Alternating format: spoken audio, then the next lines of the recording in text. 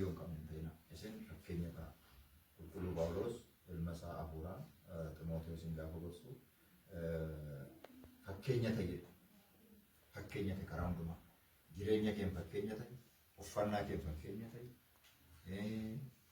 nyaachuu kee fakkeenya ta'e dhuguu kee fakkeenya ta'e deemuu kee fakkeenya ta'e amantaa kee fakkeenya ta'e akkuma jedhe sana karaa hundumaa fakkeenya taatan namoota baay'ee fakkeenya taatanii fakkeenya isaaniitiin dhaaltu mootummaa waaqayyoo ta'an akkasiin taatan fakkeenya dhaaltu mootummaa waaqayyoo akka isaan ta'aniif fakkeenya taatu isin booda ijoolleen baay'een boqu luboonni baay'een boqu amantoonni baay'een boqu isin ifachuu akkuma wangeela Maatewos dubbistan baay'ee boqonnaa shan lakkoomsa 13 wanta guddaa jira isin ifa biyya lafaati isin soogidda deemin isin ifa biyya lafaati isin soogidda isin ifa biyya lafaati ifa kan ta'e Kiristoosidha garuu warra kan saata'an maaliidha isin ifa biyya lafaati isin addunyaa bushaate kana kan meestan isin ashaboodha kanaaf isin mandara tulluu irratti ijaaramteedha mandarri tulluu irratti ijaarame dhokachuu hin danda'u yoo nan dhokadha jetteeyyuu dhokachuu hin dandeessu ammas yoo waan gaarii hojjetanis dhokachuu hin dandeessan yoo waan hamaa waan jalaa hojjetanis dhokachuu hin dandeessan jechuudha kanaaf isin amma mana tulluu irratti ijaarame mandara tulluu irratti ijaarame dhokachuu hin danda'u jechuudha kanaaf isin ifa lafaa ta'e hojiin keessan isa gaarii hojii keessan isa gaarii arganii namoonni abbaa keessan isa samiirra akka isaan galateeffatanii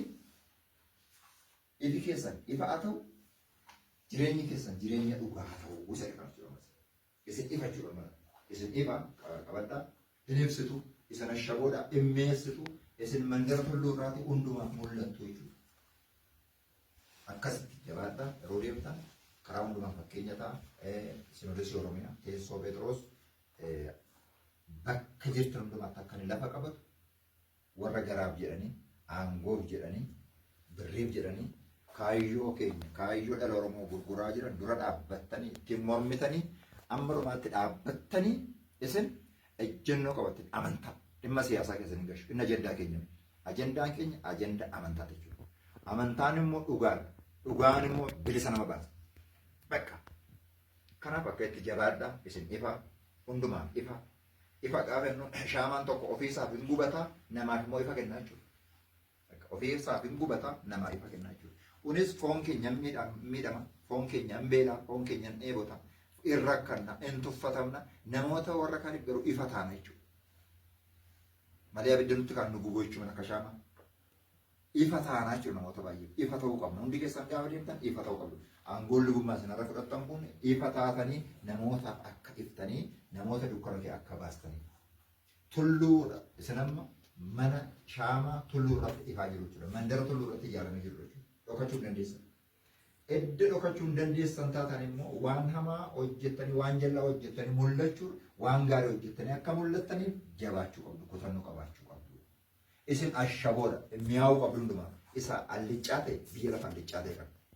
Waaqayyo wallaale kaayyoo wallaale dhaloota wallaale of wallaale kana akka